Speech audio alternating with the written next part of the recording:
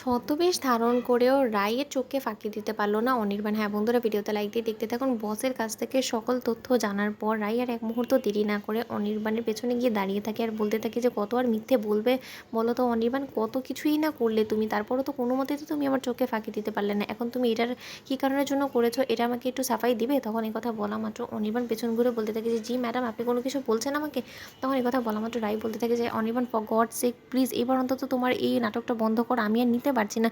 তুমি কি চাওটা কি? তুমি কি কোথাও আমাকে শান্তিতে থাকতে দেবে না? আমি যেখানেই যাচ্ছি সেখানেই তুমি আমার পেছন পেছন চলে আসছো। এখন যেই তুমি দেখেছো যে আমি তোমাকে তোমার মতো করে অ্যাকসেপ্ট করছি না, এখন তুমি আবারও পিয়ন বেশে ছদ্মবেশ ধারণ করে তুমি আমার অফিস অব্দি ঢুকে পড়েছো। তোমার এত বড় আসপর্দা হয় কী করে অনির্বাণ? তখন অনির্বাণ বলতে থাকে যে ম্যাডাম আপনি কী বলছেন? তখন রাই বলতে থাকে যে তুমি তোমার এই ক্যাপটা আর এই পোশাকটা ছেড়ে আসো, তারপরে দেখবে তুমি আমি তোমাকে আমার অনির্বাণের রূপে দেখতে চাই। তোমার যদি সৎসাহস থেকে থাকে তাহলে তুমি আমার অনির্বাণের রূপে ফিরে আসো। তখন এই কথা বলা মাত্র অনির্বাণ বলতে থাকে যে সত্যিকার অর্থে যদি অনির্বাণ বেশি আমি তোমার কাছে ধরা দিতাম তাহলে কি রাই তুমি আমার হতে বলো? তা তুমি তো আমাকে তোমার সংস্পর্শ যেতে দিতে না। সেই হসপিটাল থেকে শুরু করে এখনও অবধি তুমি আমার সাথে সোজা মুখে কথা অবধি বলোনি। তাহলে আমি যদি এই কাজটা না করতাম তাহলে আমার কাছে কী উপায় অবশিষ্ট আছে বলে দিতে পারো না? হ্যাঁ তুমি আমাকে বলো না। তখন এই কথা বলা মাত্র রাই বলতে থাকে অনির্বাণ, আমি জাস্ট ক্লান্ত হয়ে পড়েছি তোমার এই একের পর এক অসভ্যতাম দেখতে দেখতে না। আমার সত্যি এখন এক্সস্টেড লাগে। আমি এমনিতেই অসুস্থ, তোমার এই অপকর্মর কারণে না আমি আরও বেশি অসুস্থ হয়ে যাবো জানো তো।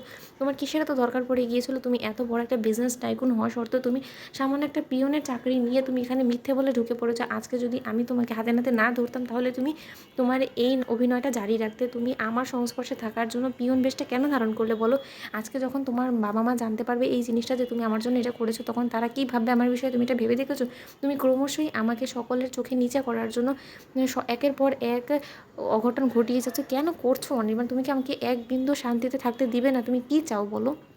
তখন অনির্বাণ বলতে থাকে আমি কী চাই সেটা তো তোমার কাছে পুরোপুরি দিনের আলোর মতন স্পষ্ট, কিন্তু তা সত্ত্বেও তুমি বুঝেও না বুঝার ভান করছো রাই। তাহলে আমি কি করতে পারি বলো?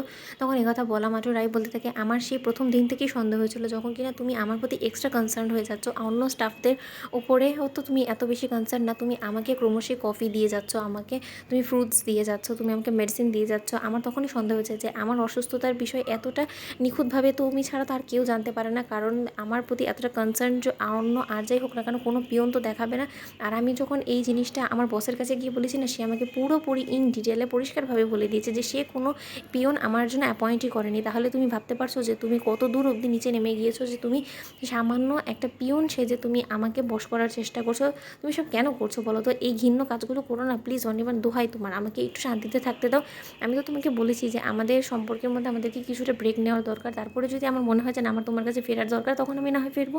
প্লিজ। তো বন্ধুরা, ভিডিওটি ভালো লেগে থাকলে লাইক এবং শেয়ার করে সাবস্ক্রাইব করতে ভুলো না।